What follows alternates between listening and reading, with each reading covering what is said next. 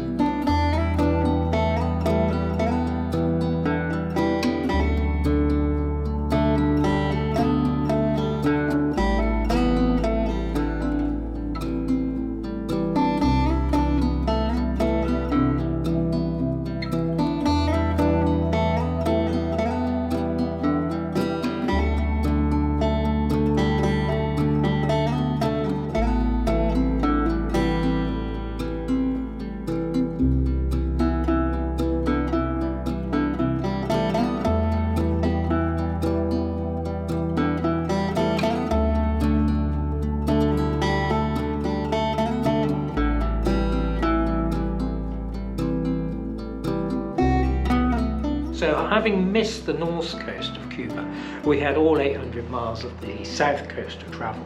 And there's an awful lot of very remote offlying islands all the way along the south coast. Some of these islands are up to 150 miles from the actual mainland.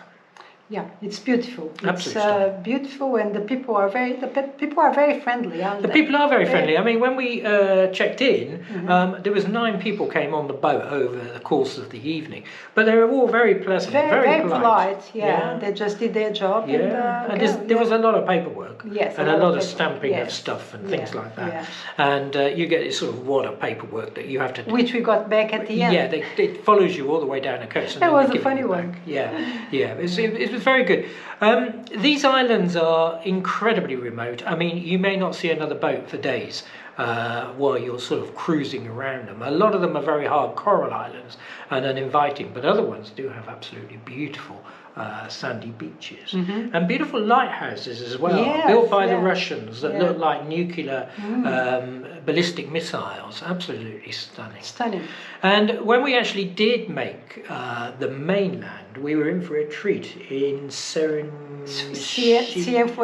Cienfuegos. That's it. So we decided to go to Havana because we really wanted to go to Havana. It was one of the purposes going north. Yeah, that's right. We were going to sail the boat into Havana, Yeah. being south. So the idea thing was we had to get a taxi, and it was cheaper to get the taxi than it was to get the bus. The bus, But yeah. it was still around about 3.5 hours down this massive motorway with up to 5 lanes in each direction.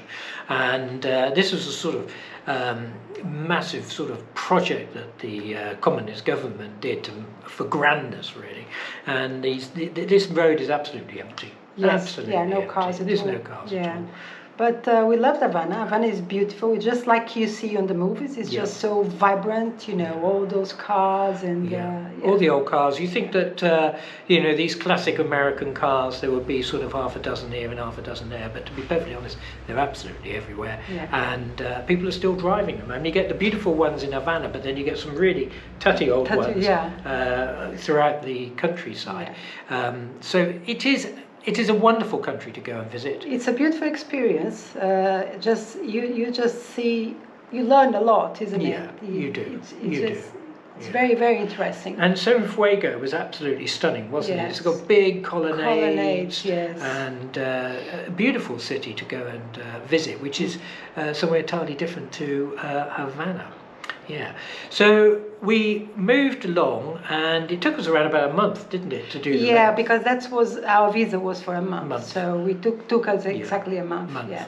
And then the last trip was from there overnight to Greater Nagua, which is the most southern island in the Bahamas. Which was one of our favorite islands. It was actually. Yes. I mean, when you sort of coming along and you start to approach this island, you just see this absolutely vivid blue, like a kingfisher, and then the yellow beach. Absolutely stunning, wasn't it? And that's where we met George. Yes, this little harbour master. Yeah. The harbour. You only pay for our boat was just like $10 a night, so it was a big. His little harbour there will only take around about 10 boats max. And he was absolutely delightful. But he is delightful. Absolutely delightful. And Greater Nagua, that is the mosquito capital of the world. The Siams. No Siams. Yeah. They come out around about dusk, and my word, they bite. They bite. Bull Dobby had a few bites while we were there as well, didn't he? Yeah. So from there we made our way all the way through the Bahamas, right up to the north and the Abacus Islands. Our journey took us north through Long Island and then the Exumas, all the way through the Exumas before we arrived in Nassau. This is really difficult navigation. Yes, it's very difficult because the waters are very shallow, so you really have it's a stressful sailing. It is. It's like you've got a gully that runs through the sandbanks, and you've got. I had to go up on the front, just looking at all the time. Yeah. And then there's some beautiful, stunning cuts that you have to get through to get round some of the islands before you arrive in Georgetown. That's the busy one. That's the busy one. And then all of a sudden you feel like you're back in civilization, but there's hundreds and hundreds of boats moored up there for the season. A lot of them come down from America, and there's bars and restaurants and supermarkets and everything's going on, isn't it? It was all rather surprising. That was. From there we carried on up to Nassau. Yes. Nassau is obviously the capital of the Bahamas, but Nassau Harbour is sandwiched between the main island and Paradise Island, and you can kind of sort of anchor in this channel. But it's a dragging place. Yeah, it is. It's a dragging place, but it wasn't a pleasant place to be. No, not really. No. But we had some. The girls came on the boat from there, so we had to go and pick them up and take them back. Yeah. So we were there for about a week in total, I think. And we actually managed to get underneath the bridge and out the other side. And then after that, we sort of left and went round the corner. It was beautiful bay bay. there, yes. Yeah. I mean, the Bahamas are probably the most stunning part of the Caribbean that you can go to. And it's a huge area. And these beautiful blue waters. You can be lost forever there. No one would find you. And some of these cuts that go through between, from the back of the islands to the front of the islands, between two islands, can get absolutely terrible conditions. Yeah, especially one of them that we got really rough conditions because it was just blowing. And it started the boat to blow, was banging into the water. And we were trying to get so through. nervous. We were trying to get through and we had the trade winds blowing with a bit of help from depression, and the boat was lifting out of the water. And we felt we didn't really have enough power to get through there. But it doesn't last very long. You're probably talking about 15 minutes, but you're not travelling very fast. You travel very slowly because you just... It looked like forever. It felt like forever, yeah. And now I think that was the first time when you said you'd had enough of sailing, to be honest. Was it? Yeah, I don't remember. Think so. I think so. So we went right up to the Berry Islands, which were in the north of the Bahamas. Which is our favourite island. Absolutely beautiful group of islands. And the wildlife is amazing. Yeah. The stingrays, turtles, the colours hundreds of the waters. of them, hundreds. It's beautiful. Absolutely stunning. We absolutely loved the Berry Islands. From there we went to the Abacus Islands, which is sort of on the north-east corner, so that we could wait for a weather window. Yeah, stock up and wait for a weather window to take us to Bermuda. It was a bit tricky timing it all because of Bermuda being closed at the time, but we got wind that they were going to open, and we made the 5-day crossing to Bermuda. Now Bermuda is another stunning place. It's another stunning place, yes. It's beautiful. Extremely expensive, but it's very beautiful. But absolutely beautiful. The colours of the water are just absolutely amazing. And we were there in total for 7 weeks. 7 weeks, before we slipped the lines and went off to the Azores. The Azores, which is another stunning place. Yes, another beautiful set of islands, This crossing isn't the easiest crossing. If you watch the programme that we were talking about, you will understand that you have to go around the top of the Azores High, and getting into that position, it was very tricky. It took us about 18 days, didn't it? Yeah, at sea. It was supposed to be 12, but took us 18 days. To get to the Azores. And here again, we spent about 2 months sailing through the Azores, 6 weeks, from one end of the Azores to the other. And we visited, I think it was 6 of the 9 islands that make up the Azores archipelago.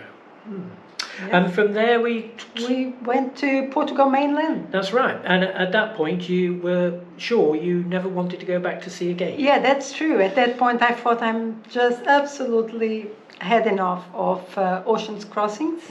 So we have decided to sell the boat at that point. So we did. And I think it took us a little longer. We were trying to make up our mind really what to do. And we didn't sell the catamaran until the end of March 2021.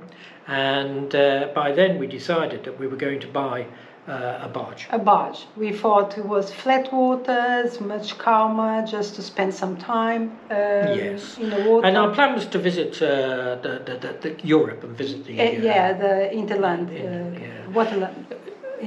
inland waterways. Sorry. And also we've sort of come to the conclusion that after 5 months we came to the conclusion that I don't think it won't be excited enough for us. Live on the river.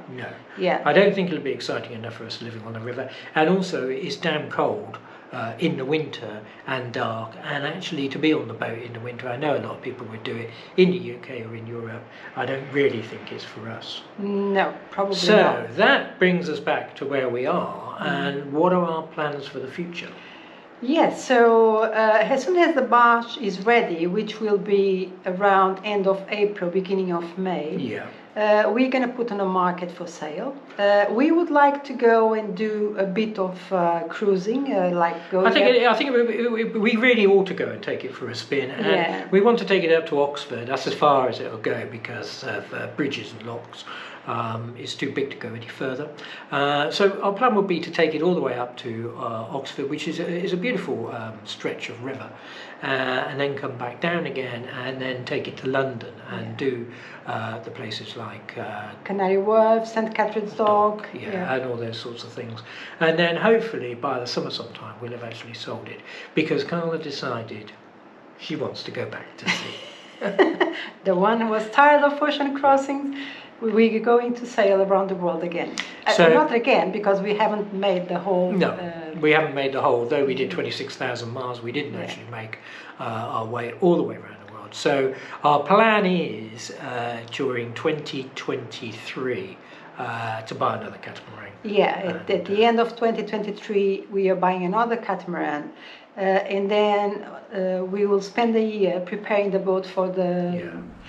And then we're going to join the World Arc to do the whole journey. Just because we think if we go by ourselves, we won't do a round again. We're going to be lost somewhere. Oh, it's so beautiful here. Let's stay here for another couple of months. So we will never do it again. And we really want to go all the way around. Yeah.